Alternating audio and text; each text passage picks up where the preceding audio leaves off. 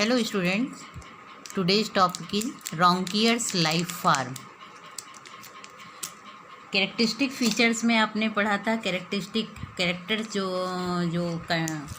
Community के characters होते हैं। टू टाइप्स के कैरेक्टर होते हैं, analytical characters and synthetic character.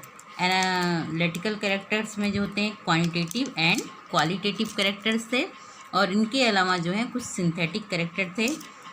तो क्वांटिटेटिव कैरेक्टर्स में आपने पढ़ा है frequency, density, abundance, cover and basal area, जिसको कि हम उसकी क्वांटिटी के बेस पर जो है डिस्क्राइब करते हैं। और क्वालिटेटिव कैरेक्टर्स में आपने जो है सोशिएबिलिटी, वाइटैलिटी, अबेंडेंस, स्ट्रेटिफिकेशन, ये सब कैरेक्टर्स आपने पढ़े हैं। तो लाइफ फॉर्म जो होता है, जिसको कि हम ग्रोथ फॉर्म भी कह सकते हैं। तो लाइफ फॉर्म को हम डिफाइन कर सकते हैं।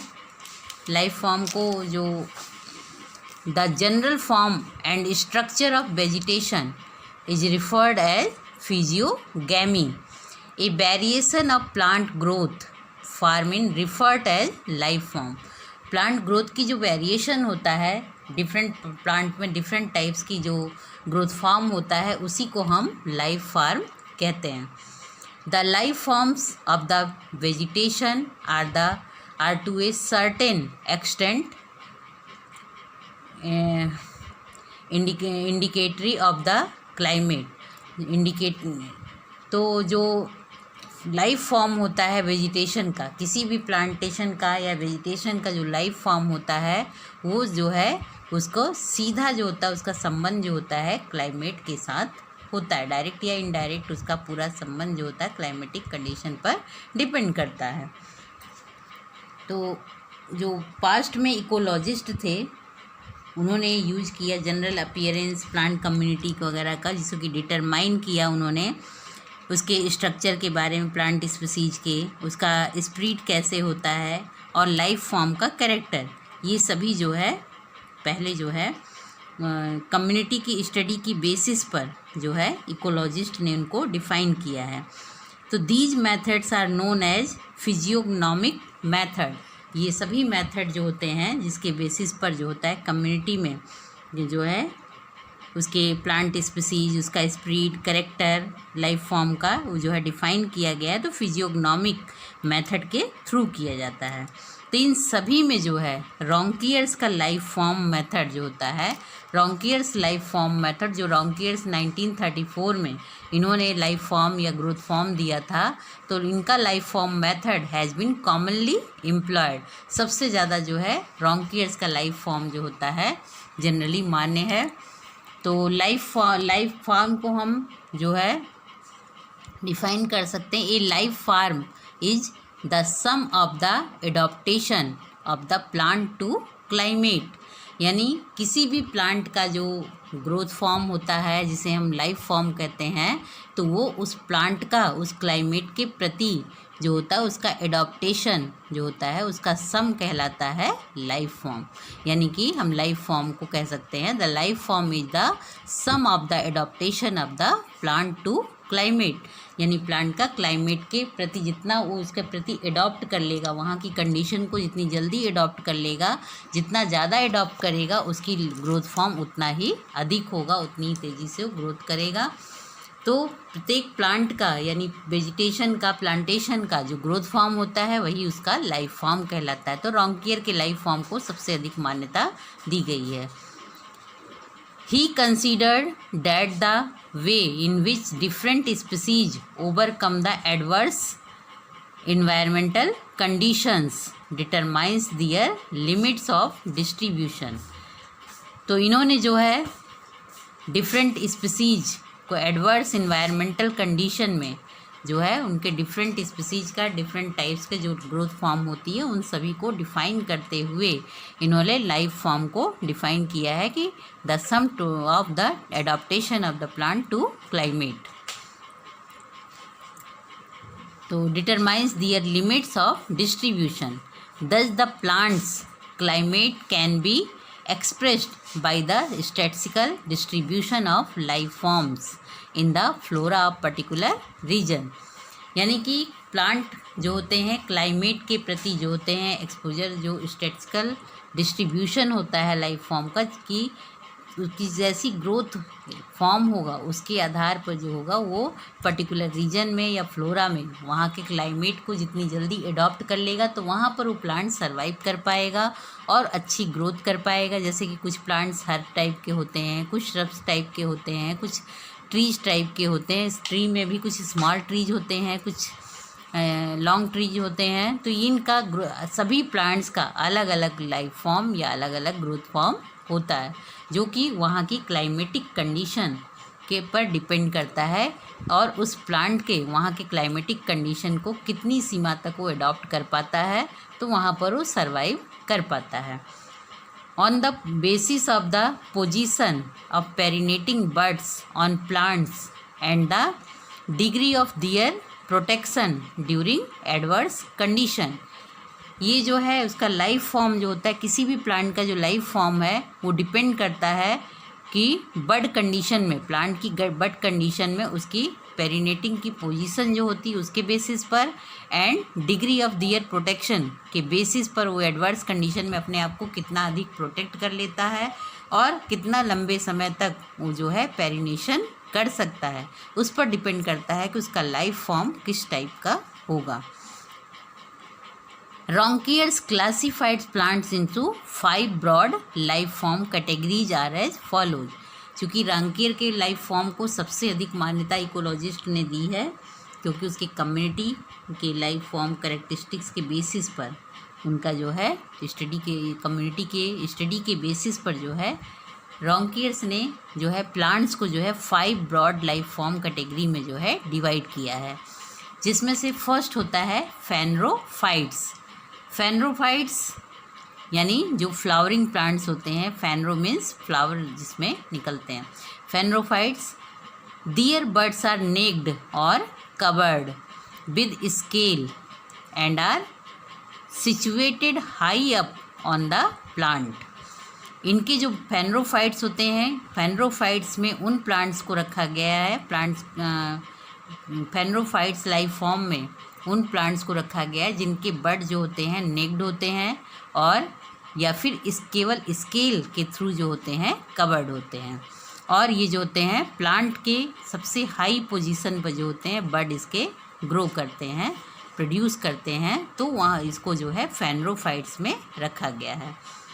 These life form includes trees, shrubs and climbers generally common in tropical climates. इस तरह का जो लाइफ फॉर्म है इसमें जो है लगभग जो ट्रीज आते हैं जिसमें कि लॉन्ग और स्मॉल ट्रीज होते हैं, श्रब्स होते हैं एंड क्लाइंबर प्लांट्स जो होते हैं वो जो होते हैं जो कि ट्रॉपिकल क्लाइमेटिक कंडीशन में ग्रो करते हैं, इनको जो है फेनरोफाइट्स में रखा जाता है। Depending upon the size they may be further सब डिवाइडेड इनटू, इनके साइज के बेसिस पर, क्योंकि इसमें फेनरोफाइट्स कैटेगरी में जो है क्लाइंबर्स भी होते हैं, श्रब्स भी होते हैं, ट्रीज भी होते हैं, इन सबकी लाइफ फॉर्म को इंक्लूड किया गया है। इसलिए इनकी साइज़ के बेसिस पर जिस टाइप के प्लांट है, अगर क्लाइंबर है तो कुछ छोटे होंगे, अगर श्रब्स हैं तो थोड़े से लार्ज साइज़ के बुशी अपीयरेंस में होंगे, या फिर ट्रीज होंगे तो स्मॉल या जो है लॉन्ग ट्रीज होंगे। तो उनकी साइज़ के बेसिस पर इनको फिर से डिवाइड किया गया है। Mega phanerophytes, mega phanerophytes, mega means सबसे लार्ज साइज़ के होंगे, तो mega phanerophytes over 30 meters high. Mega phanerophytes में उन प्लांट्स को रखा गया है, उनका लाइफ फॉर्म रखा, मेगा फेनरोफाइट्स लाइफ फॉर्म में उन्हें रखा गया है जिनकी की हाइट जो होती है 30 मीटर से ऊपर होती है, उन प्लांट्स को जो है मेगा फेनरोफाइट्स में रखा गया है। सेकंड होता है मीसोफेनरोफाइट्स। मीसोफेनरोफाइट्स लाइफ फॉर्म में उन प्लांट्स को उन प्लांट्स कैटेगरी में डिवाइड किया गया है जिनकी हाइट जो होती है प्लांट की 8 से लेकर के 30 मीटर तक होती है। तो 8 से लेकर 30 मीटर तक ऊंचाई वाले प्लांट को उन्होंने मीसोफेनरोफाइट्स में रॉन्कियर्स ने क्लासिफाइड किया है। नेक्स्ट होता है माइक्रोफेनरोफाइट्स। माइक्रोफेनरोफाइट्स में रॉन्कियर्स ने जो है उन प्लांट्स को रखा है जिनकी की हाइट जो होती है 2 से लेकर 8 मीटर तक की होती है। तो 2 से 8 मीटर वाली हाइट वाले प्लांट्स को उन्होंने माइक्रोफेनरोफाइट्स में रखा है। माइक्रो मीन्स जो कि छोटे होते हैं, स्मॉल साइज़ के होते हैं, एकदम 2 से लेकर केवल 8 मीटर तक की ऊंचाई वाले प्लांट्स इस कैटेगरी में आते हैं। नेक्स्ट होते हैं नैनोफेनरोफाइट्स। नैनोफेनरोफाइट जिनकी ऊंचाई जो होती है 2 मीटर के अंदर ही हो, यानी अंडर 2 मीटर्स। तो 2 मीटर से तक ही केवल ऊंचाई हो या उसके अंदर ही केवल ऊंचाई हो, इस तरह की जो प्लांट्स होती हैं उनको जो है नैनोफेनरोफाइट्स में डिवाइड किया गया है। तो फेनरोफाइट्स जिसमें कि बड जो होते हैं नेक्ड होते हैं और या फिर स्केल के थ्रू ही केवल कवर होते हैं और हाई सिचुएशन पर जो है इनकी बड की कंडीशन होती है।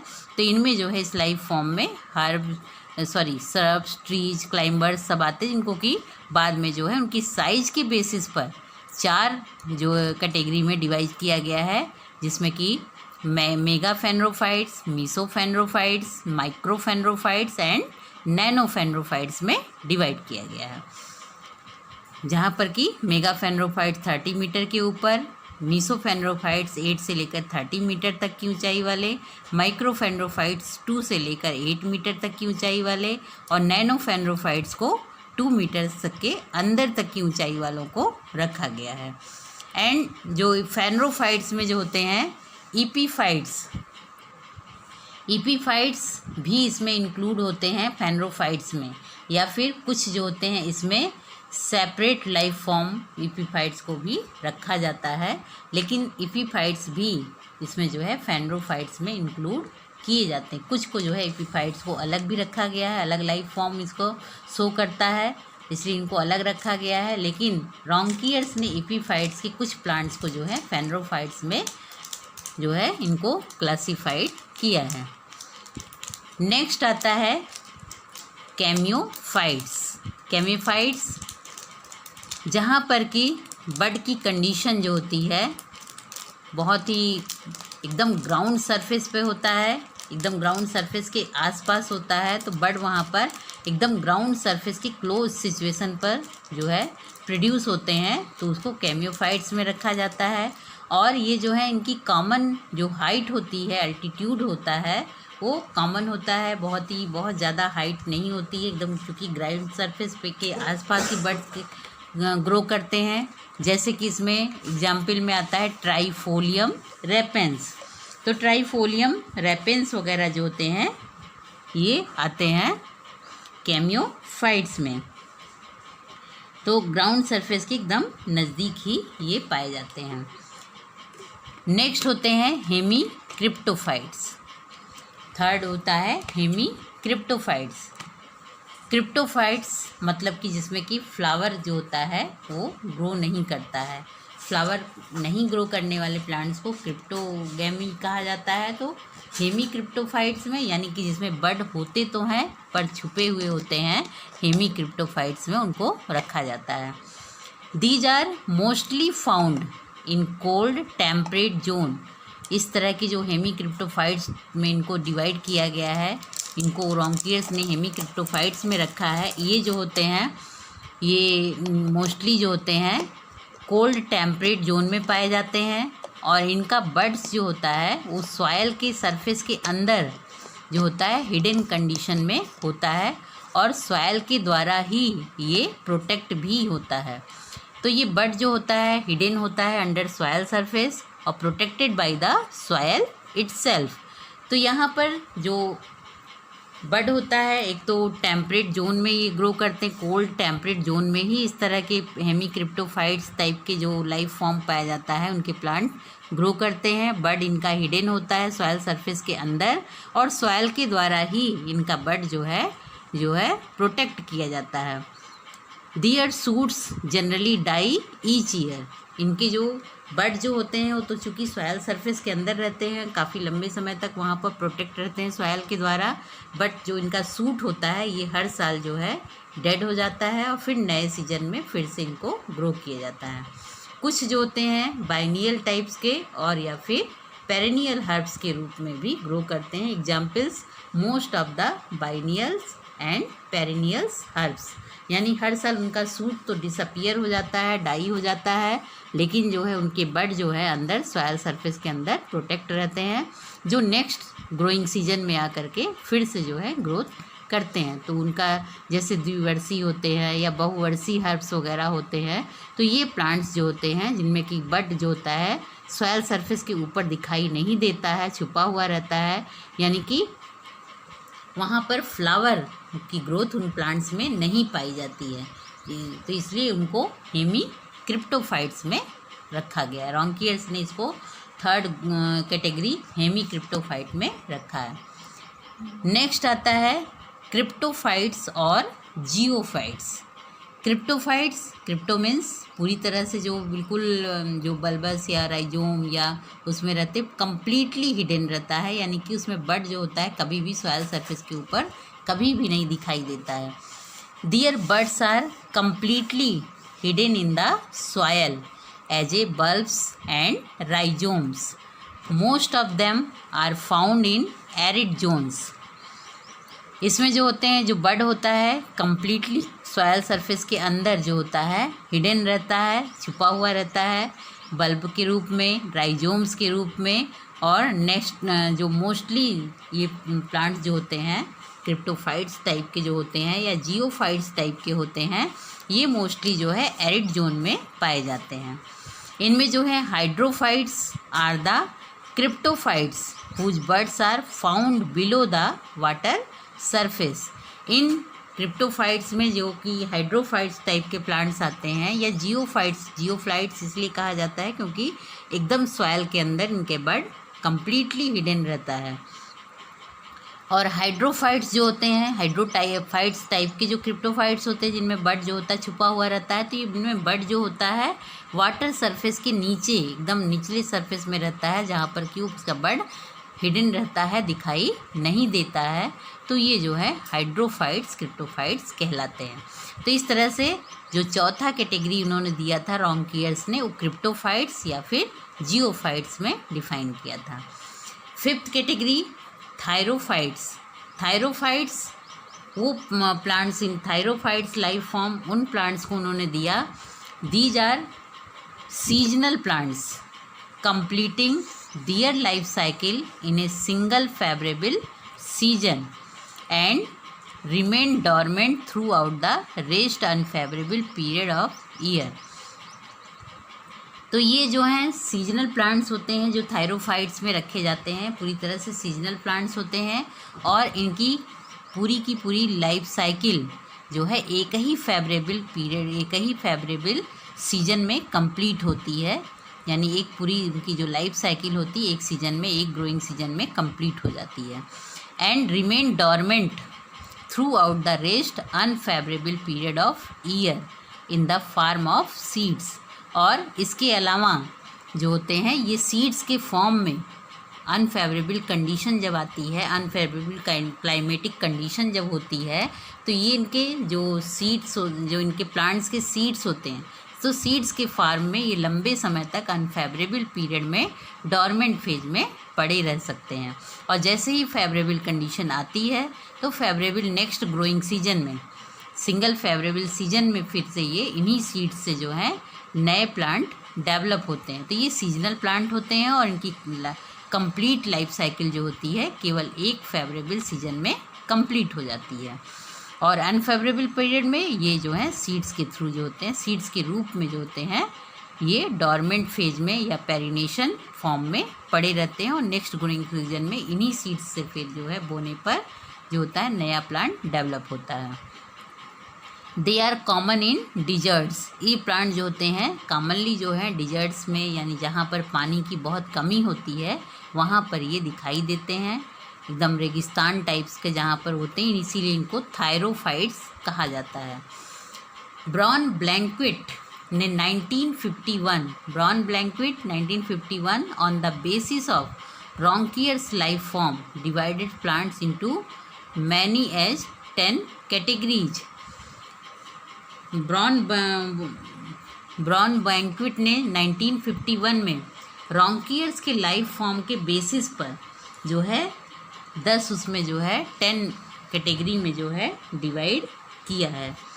तो ब्रॉन बैंक्विट ने रोंकियर्स की लाइफ फॉर्म के बेसिस पर ही जो है लाइफ फॉर्म को 10 कैटेगरीज में डिवाइड किया है, जबकि रोंकियर्स ने पूरे लाइफ फॉर्म को रोंकियर्स के अनुसार जो इसका डिफाइन कर सकते हैं लाइफ फॉर्म को, कितना sum of the adaptation to the plant to climate, इन्होंने जो है 5 उसमें डिवाइड किया है। फेनरोफाइट्स, कैमियोफाइट्स, हेमीक्रिप्टोफाइट्स, क्रिप्टोफाइट्स या फिर जियोफाइट्स एंड थायरोफाइट्स। बट इन्हीं के बेसिस पर ब्रॉन बैंक्विट ने 1951 में जो है सभी प्लांट्स के लाइफ फॉर्म को जो है 10 कैटेगरी में डिवाइड किया है। इसको अब हम फिगर के थ्रू जो होता है एक्सप्लेन कर। रोंकियर्स लाइफ फॉर्म को जो है फिगर के बेसिस पर, क्योंकि रोंकियर ने अपने लाइफ फॉर्म को जो है 5 कैटेगरीज में डिवाइड किया था, फेनरोफाइट्स, कैमियोफाइट्स, जो है हेमीक्रिप्टोफाइट्स, क्रिप्टोफाइट्स एंड थायरोफाइट्स में। और फेनरोफाइट्स को बाद में जो है 4 उसमें डिवाइड किया था, मेगा फेनरोफाइट्स, मीसोफेनरोफाइट्स, माइक्रोफेनरोफाइट्स एंड नैनोफेनरोफाइट्स, जो कि उसके प्लांट्स की साइज के बेसिस पर डिवाइड किया था। तो फेनरोफाइट्स जो होते हैं इसमें जो बड होते हैं, इसमें देखिए श्रब्स भी है फिगर में, और ये जो हैं ट्रीज हैं। तो श्रब्स एंड ट्रीज दोनों ही जो कि फेनरोफाइट्स हैं, जो कि साइज़ के अकॉर्डिंग जो है ये मेगा फेनरोफाइट्स है और ये मीसोफेनरोफाइट्स हैं। तो इनमें जो है फेनरोफाइट्स जितने भी होते हैं इनमें देखिए बड सबसे हाई लेवल पर ट्रॉपिकल क्लाइमेटिक कंडीशन में चूँकि ये ग्रो करते हैं, और ट्रॉपिकल कंडीशन में, और ये जो है सबसे हाई लेवल पर इनमें जो है बड लगे हुए हैं ट्रीज के सबसे ऊपर के पोर्शन में। और इनमें जो बड होता है वो नेक्ड या स्केल के थ्रू ही केवल कवर होता है। इसमें जो है ये पूरी तरह से जो होते ट्रॉपिकल क्लाइमेटिक कंडीशन में पाए जाते हैं।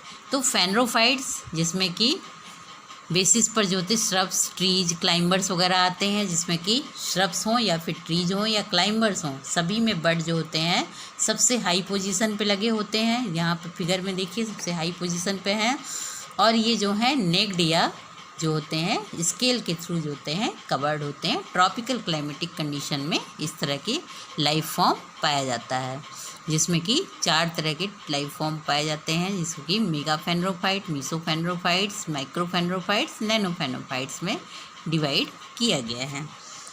नेक्स्ट आता है कैमियोफाइट्स। कैमियोफाइट्स में मैंने बताया था कि कैमियोफाइट्स में जो बड होता है वो ग्राउंड सरफेस के एकदम क्लोज कांटेक्ट में होता है, यानी कि एकदम ग्राउंड सरफेस के पास बड जो है ग्रो करता है। ये देखिए ग्राउंड सरफेस है, यानी सॉयल सरफेस का पार्ट है, और सॉयल सरफेस के एकदम क्लोज कांटेक्ट में जो है ये बड जो है ग्रो कर रहा है।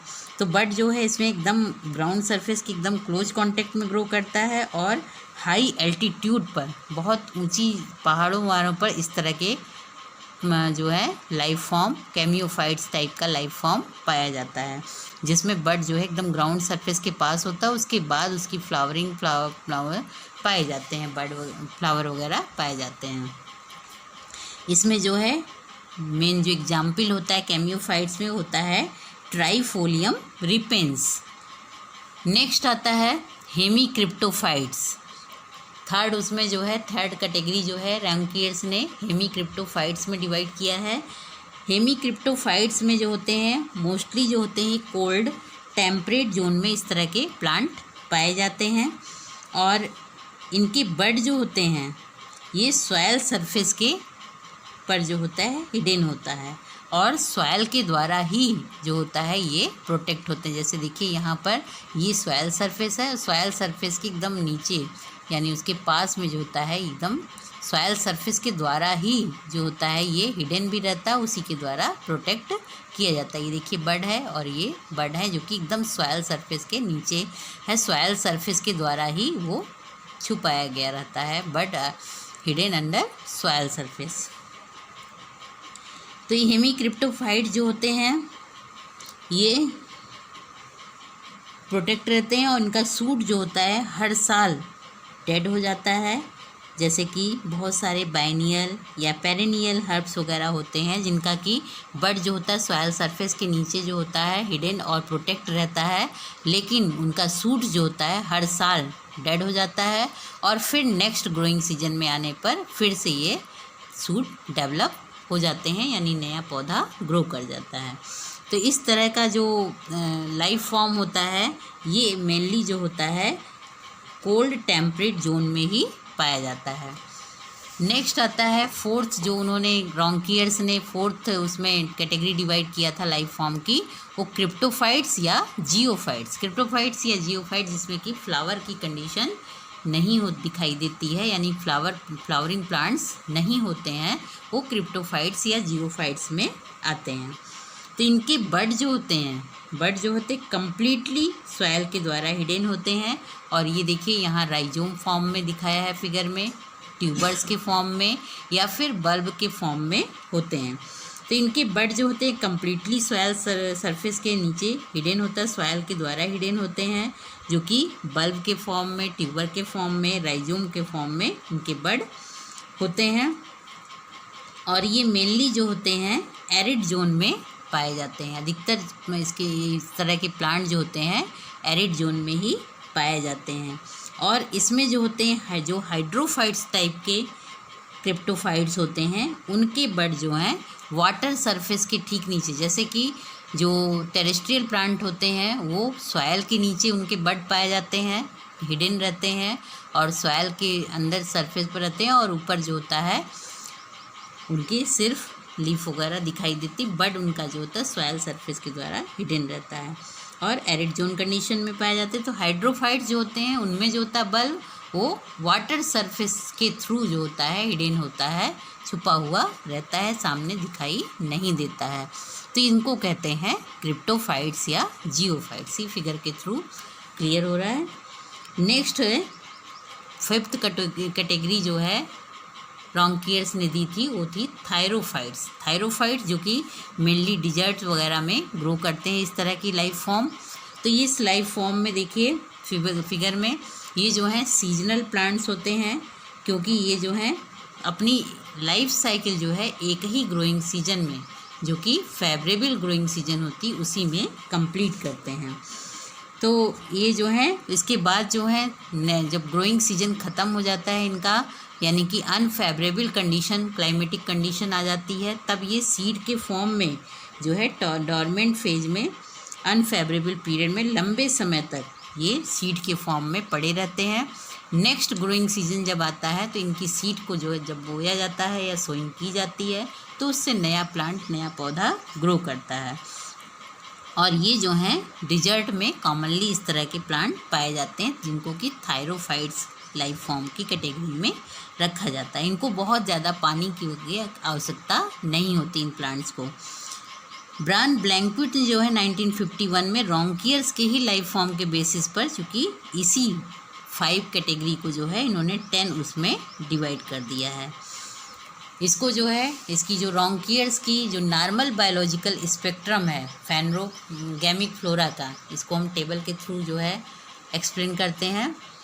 रॉन्कियर्स का normal biological spectrum for phanerogamic flora, जो फेनरोगैमिक फ्लोरा है यानी जहाँ पर फ्लावरिंग प्लांट्स होते हैं, इनको जो है 5 कैटेगरी में डिवाइड किया गया है। तो अकरेंस इनका लाइफ फॉर्म का कहाँ पर कितना % तक है वो इस टेबल के थ्रू शो करते हैं। फेनरोफाइट्स की अकरेंस जो है 46% तक है। कैमियोफाइट्स की जो अकरेंस है वो 9% तक है। हेमीक्रिप्टोफाइट्स की अकरेंस 26% तक इसके लाइफ फॉर्म दिखाई देते हैं। क्रिप्टोफाइट्स 6% तक अकरेंस है और थायरोफाइट्स जो है 13% तक इसकी जो है अकरेंस है।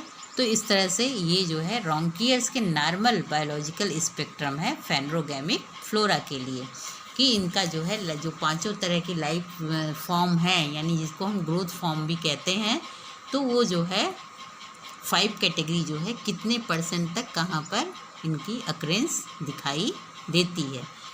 तो मेनली जो है रॉन्कियर्स के लाइफ फॉर्म को सभी इकोलॉजिस्ट जो हैं मानते हैं और इसको जो है कंसीडर की जाते हैं। नेक्स्ट टॉपिक है हमारा कंपैरेटिव अकाउंट ऑफ फैमिलीज, जिसमें मैंने पिछले अपने कुछ दिनों पहले वीडियो में मैंने पेप्लियोनेसी फैमिली, सिजलपिनिएसी फैमिली, मिमोसेसी फैमिली के बारे में बताया था। क्योंकि ये फैमिली बहुत इम्पॉर्टेंट हैं और इनको जो है कंपैरेटिव क्वेश्चंस भी इसमें आते हैं, तो इसकी कंपैरेटिव स्टडी हम इन तीनों फैमिलीज़ की करेंगे। क्योंकि ये तीनों ही फैमिली बेंथम हुकर ने इनको लेग्यूमिनेसी फैमिली को, जो कि लेग्यूमिनेसी थर्ड लार्जेस्ट फैमिली है फ्लावरिंग प्लांट्स में, जिसमें कि थर्ड फैमिली इसलिए है क्योंकि फर्स्ट लार्जेस्ट फैमिली जो है ग्रैमनी मानी जाती है और सेकंड लार्जेस्ट फैमिली जो है वो एस्ट्रेसी को माना जाता है। इसके बेसिस पर थर्ड लार्जेस्ट फैमिली जो है ये कहलाती है लेग्यूमिनेसी। तो लेग्यूमिनेसी को बेंथम हुकर ने जो है 3 सब फैमिलीज में डिवाइड किया था, पेप्लियोनेसी, सिजलपिनिएसी एंड मिमोसेसी। तो इनकी पेप्लियोनेसी, सिजलपिनिएसी, मिमोसेसी। बाद में जो है बहुत सारे टेक्सोनॉमिस्ट ने इसको जो है अलग अलग फैमिली के रूप में जो है डिस्क्राइब किया था, जिसमें उन्होंने पेप्लियोनेसी को अलग फैमिली बताया, सिजलपिनिएसी को अलग और मिमोसेसी को अलग फैमिली में डिस्क्राइब किया। पर इनके बहुत सारे कैरेक्टर्स जो हैं आपस में मिलते भी हैं और बहुत सारे ऐसे कैरेक्टर्स भी हैं जो डिससिमिलर हैं, यानी कि कुछ इसमें एफिनिटीज़ पाई जाती हैं और कुछ जो है डिससिमिलरिटी भी पाई जाती हैं। तो इन तीनों फैमिली, जिसको कि बेंथम हुकर के अनुसार जो है ये लेग्यूमिनेसी फैमिली की तीनों सब फैमिलीज हैं, इनका जो है कंपैरेटिव स्टडी हम लोग करेंगे। पेप्लियोनेसी, सिजलपिनिएसी एंड मिमोसेसी, इनका जो सिस्टमेटिक पोजीशन या क्लासिफिकेशन है उसके अकॉर्डिंग जो है बेंथम हुकर के अकॉर्डिंग ये जो है सभी फेनरोफाइट्स में आते हैं और डाइकोटिलिडनस प्लांट्स हैं। क्योंकि फ्लावरिंग प्लांट्स होते हैं इसलिए फेनरोगैम्स में रखा जाता है। डाइकोटिलिडन्स में रखने का रीज़न ये है तीनों को कि इन सभी में जो है कोटिलिडन्स 2 पाए जाते हैं और इनकी लीफ जो होती है उनमें रेटिक्यूलेट वेनेशन पाया जाता है।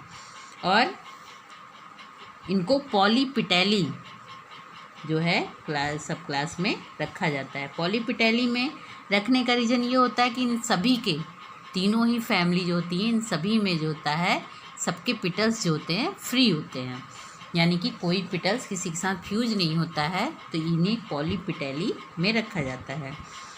इनको सीरीज कैल्सीफ्लोरी में रखा जाता है। कैल्सीफ्लोरी में रखने का रीज़न ये है कि इसमें जो कैलिक्स और सिपल्स वगैरह होते हैं, ये जो होते हैं सिपल्स जो होते हैं गैमोसिपेलस होते हैं, और जो होता है और इसमें पिटल्स वगैरह जो होते हैं 5 होते हैं, लेकिन इसमें असेंडिंग ऑर्डर में होते हैं। तो ये जो है और इनको ऑर्डर जो है रोजेल्स में रखा जाता है। फैमिली जो है तीनों सब फैमिली पेप्लियोनेसी, सिजलपिनिएसी एंड मिमोसेसी में डिस्क्राइब किया जाता है। चूँकि इनका कंपैरेटिव स्टडी आवश्यक है इसलिए जो है आज इसको हम करते हैं। तो पेप्लियोनेसी फैमिली जो होते हैं ये जो होते हैं, चूँकि इनमें बहुत सारी सिमिलरिटीज़ भी हैं और डिससिमिलरिटी भी हैं, तो इन दोनों के बेसिस पर इस फैमिली को डिस्क्राइब करते हैं। पेप्लियोनेसी फैमिली जो कि हर्ब्स होते हैं, रेयरली इसमें श्रब्स एंड फ्यू ट्रीज दिखाई देते हैं। सिजलपिनिएसी फैमिली जो होती है इसमें मोस्टली श्रब्स पाए जाते हैं एंड ट्रीज पाए जाते हैं, और हर्ब्स जो हैं रेयर ही प्रेजेंट होते हैं। और मिमोसेसी फैमिली जो होते हैं इनमें मोस्टली श्रब्स एंड ट्रीज पाए जाते हैं, इनमें भी रेयरली हर्ब्स जो है प्रेजेंट रहते हैं। और ये तो हो गया इनका हैबिट।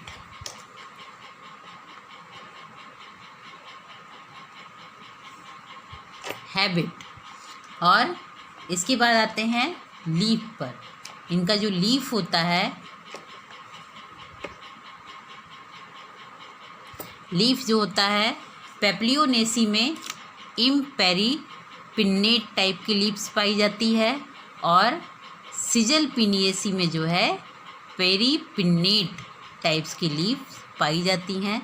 और मिमोसेसी जिसमें कि इमली वगैरह आती हैं, तो उसको जो है बाई पिन्नेट्स, जिसमें छुई मुई प्लांट्स भी आता है, डोंट टच मी प्लांट वगैरह आता है, उसको बाई पिन्नेट लीव्स पाई जाती हैं। और इसमें जो इन्फ्लोरेसेंस होता है,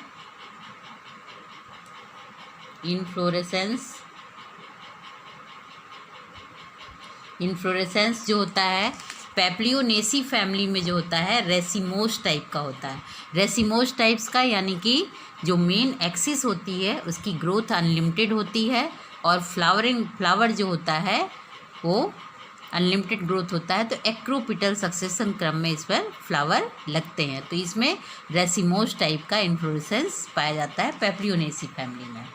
और सिजलफिनिएसी फैमिली में जो होता है, जो इन्फ्लोरेसेंस होता है वो रेसीम या फिर पैनिकल टाइप्स का पाया जाता है।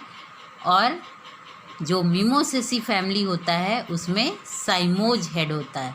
साइमोज हेड का मतलब है इसकी जो ग्रोथ, जो मेन एक्सिस होती है उसकी ग्रोथ लिमिटेड होती है, और जो नए जो फ्लावर बनते हैं वो नीचे की तरफ बनते हैं, यानी कि बेसिपिटल सक्सेशन क्रम में साइमोज हेड में फ्लावर डेवलप होते हैं। तो इसमें जो डिफरेंस होता है इन्फ्लोरेसेंस में, पेप्लियोनेसी में रेसिमोस टाइप्स का होता है, सिजलपेनिएसी में रेसीम या पैनिकल होता है, और मिमोसेसी में साइमोज हेड होता है। और इनका जो सिमिट्री होता है, तो सिमिट्री जो होती है फ्लावर की, यानी फ्लावर जो होते हैं, फ्लावर तीनों फैमिली जो होती हैं इनमें फ्लावर की जो सिमिट्री होती है, तो सिमिट्री में जो पेप्लियोनेसी फ्लावर होते हैं उनकी सिमिट्री जाइगोमॉर्फिक होती है, यानी कि बाईलेटरल सिमिट्री इसमें पाई जाती है, यानी फ्लावर को दो बराबर पार्ट में डिवाइड किया जा सकता है।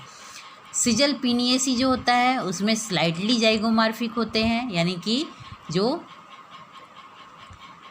कुछ हद तक जो होते हैं जाइगोमॉर्फिक होते हैं, यानी पूरी तरह से कम्प्लीटली इनको दो बराबर पार्ट में डिवाइड नहीं कर पाते हैं।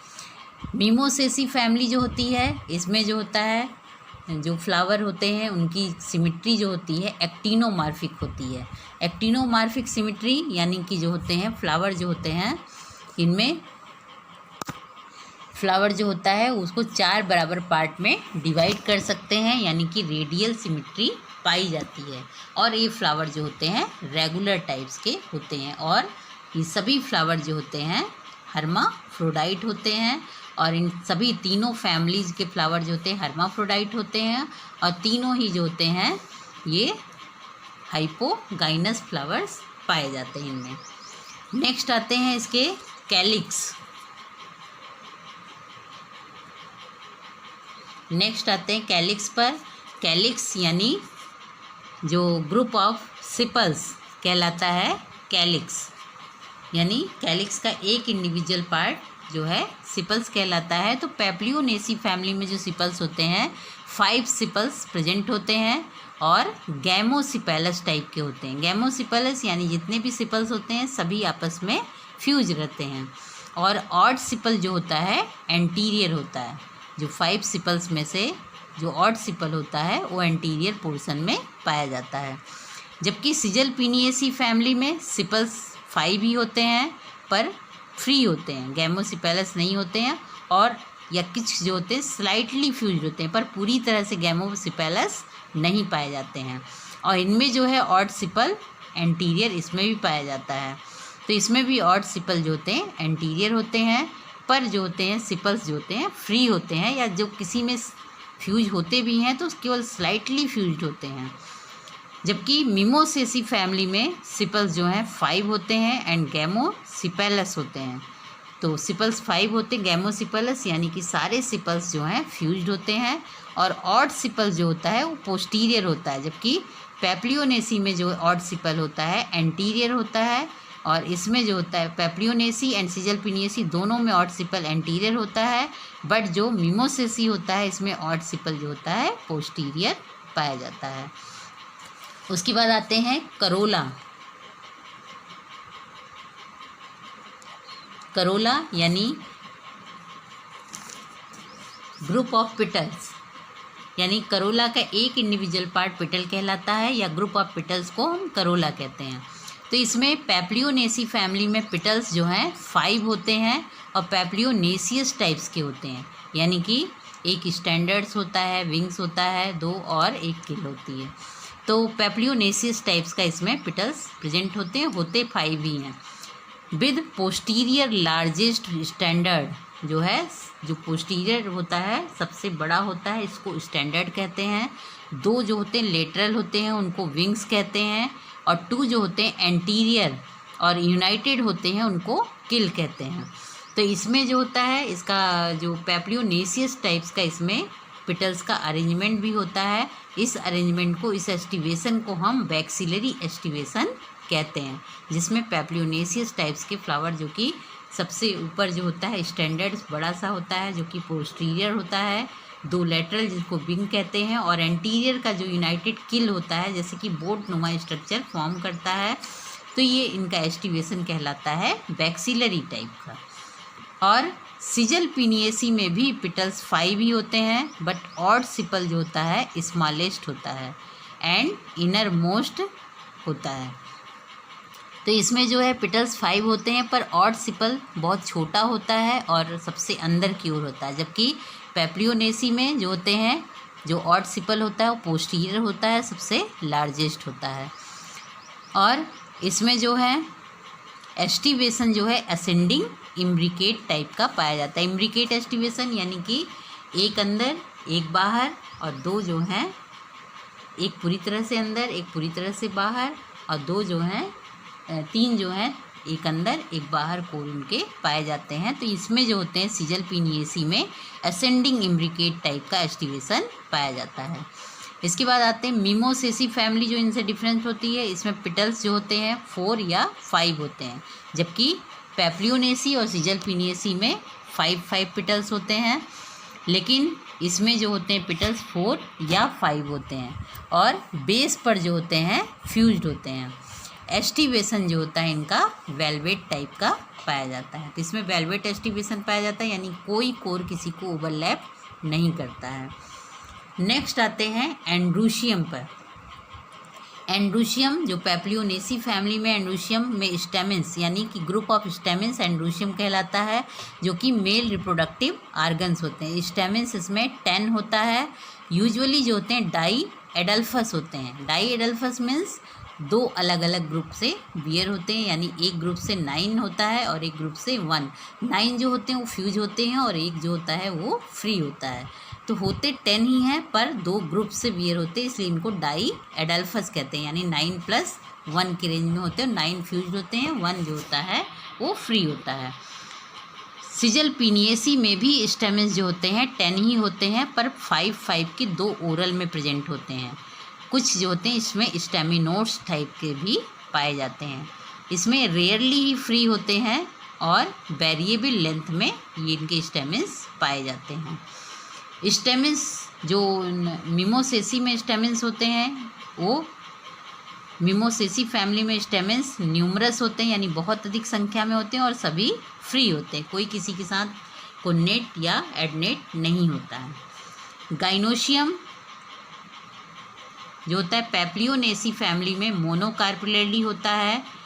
मोनोकार्पिलरी यानी कि एक कार्पिल होता है, यूनिलॉक्यूलर होता है, एक ही लॉक्यूल भी होता है, और मार्जिनल प्लेसेंटेशन इसमें प्रेजेंट होता है, यानी मार्जिन से प्लेसेंटा निकलता है और उस पर ओव्यूल लगे हुए होते हैं। जबकि सिजल पिनियेसी और मिमोसेसी में भी सेम टाइप का ही जो होता है गाइनोशियम प्रेजेंट होता है। इन दोनों में भी, इनमें कोई भी डिफरेंसेस इसमें इनके गाइनोशियम में नहीं पाया जाता है। सिजल पिनियेसी और मिमोसेसी भी मोनोकार्पिलरी, यूनिलॉक्यूलर और मार्जिनल प्लेसेंटेशन पाया जाता है।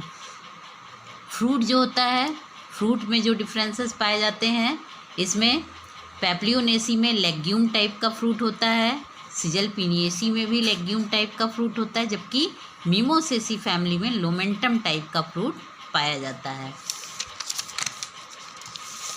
इनका अगर हम फ्लोरल फार्मूला के बेसिस पर अगर हम इनको डिस्क्राइब करें तो जो है ये पैप्लियोनेसी ब्रैक्टिएट होते हैं, ब्रैक्टियोलेट होते हैं, बाइसेक्सुअल होते हैं, हर्माफ्रोडाइट। कैलिक्स 5 होता है, फ्यूज होता है। करोला जो होता है 1+2 के रेंज में होता है, यानी पैप्लियोनेसियस टाइप का वैक्सिलरी एस्टिवेशन में पाया जाता है, जिसमें 1+2 जो फ्री होते हैं और 2 जो होते किल जो होते हैं ये आपस में जुड़े हुए होते हैं। एंड्रोशियम जो होता है डाई एडल्फस होता है, 10 स्टेमिन्स होते हैं जो कि 2 ग्रुप से निकलते हैं, एक में 9 होता है वो जुड़े हुए होते हैं और एक जो होता है फ्री होता है। गाइनोशियम मोनोकार्पेटली यूनिकार्पेटल मार्जिनल प्लेसेंटेशन के साथ होता है।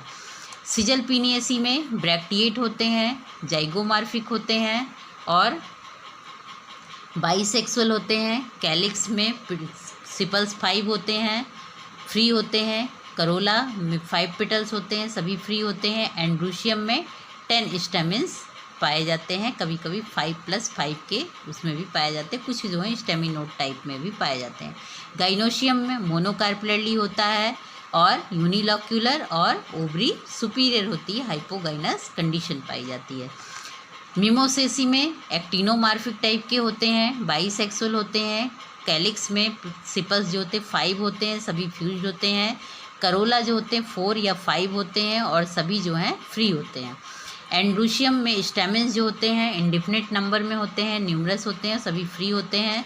गाइनोशियम जो होता है इन दोनों की तरह ही होता है, जैसे मोनोकार्पेटली होता है, यूनिलॉक्यूलर होता है, हाइपोगाइनस होता है और मार्जिनल प्लेसेंटेशन इसमें पाया जाता है।